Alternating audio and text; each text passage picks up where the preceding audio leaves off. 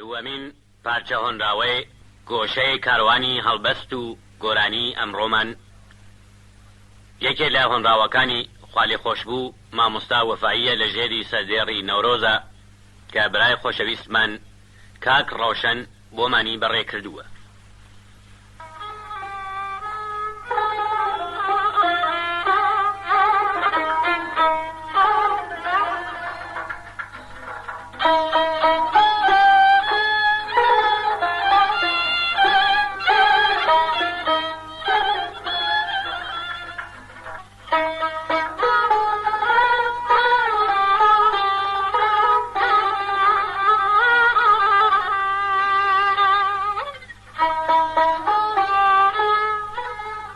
نسیمی بای نەورۆزی شەمیمی عەبهەری هێنا، بەریدی عاشقان دیسان پەیامی دڵبەری هێنا.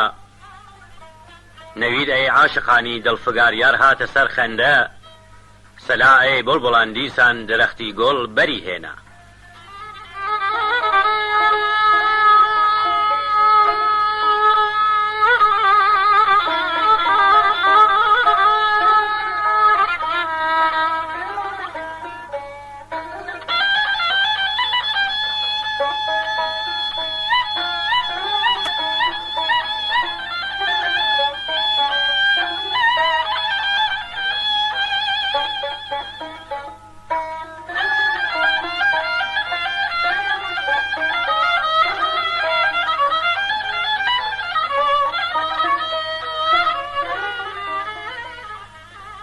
مەگەر ڕێکەوتە زۆلف و ڕووی حەبیبم بای نەورۆزی، حەیاتێکی بە دنیا داوە بۆ گوڵ عنبەری هێنا.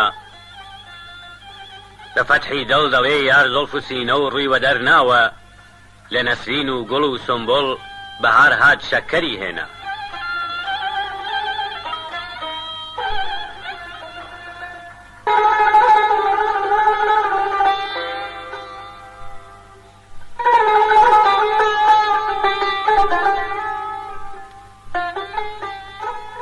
دەڵێی چاوی منە هەوری بەهاری دەم بەدەم دەگرێ، دەڵێی ئاهی منە بەرقی درەخشان ئاوری هێنا.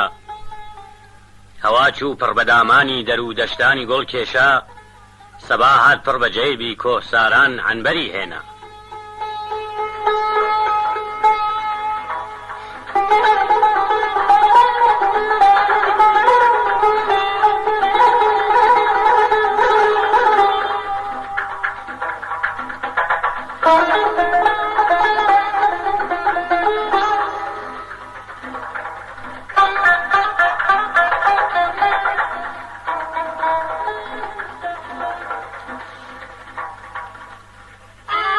بەزمی وەنەوشە و جۆکەناران لالە پەیدا بوو، بە تاریکی خزر بۆ چەشمەشای ئەسکەندەری هێنا.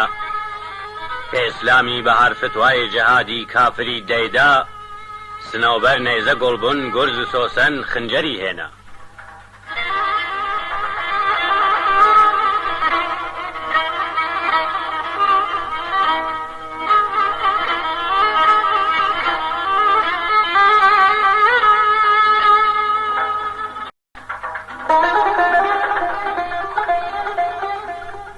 نگارستان بە پاەندازی سوڵتانی بەهار هاتن، سەمەندی با شقایق ئەتڵەس و گوڵ مجمەری هێنا.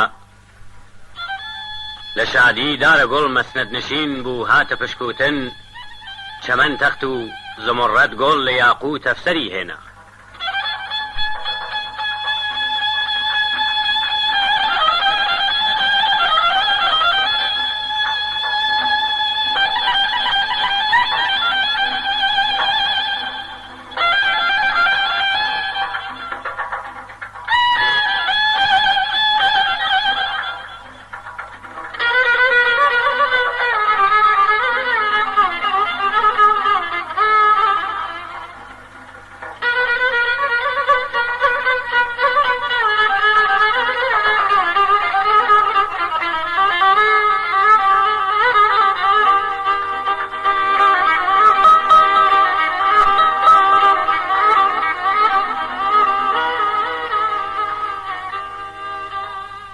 لە بەزمی نەرگس و نەسرین بە دەفعی چاوەزاری مرۆ دڵایەی ئینیەکادی بۆ قەد و باڵا سەری هێنا لە مەیخانەی چەمەن بەزم و تەرەبیان گرت مەی نۆشان شقایق بادە نەسرین کوپەی مەی ئەحمەری هێنا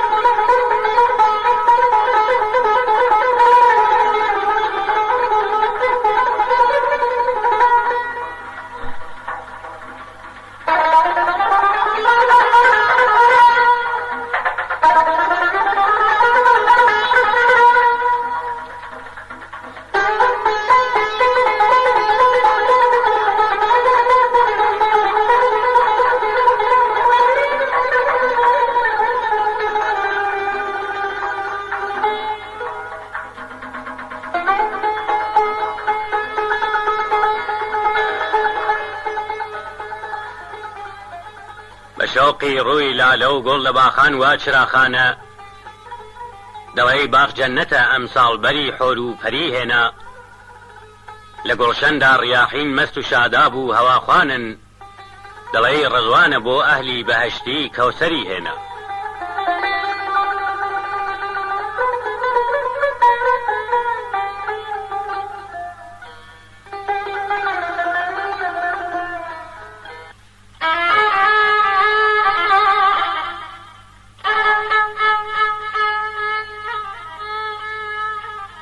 شکۆفە و گوڵ بە عیشوە خەندە ئارامی دەرونیاندا بەهار بۆ خەستەگانی خۆی چ شیر و شەکەری هێنا بە زەرد و سوورەوە خەمڵیوە بۆ داماوی بوڵبوڵ هات وەرەق مەعجەر ئەرز گوڵگۆنەشە و نم زیوەری هێنا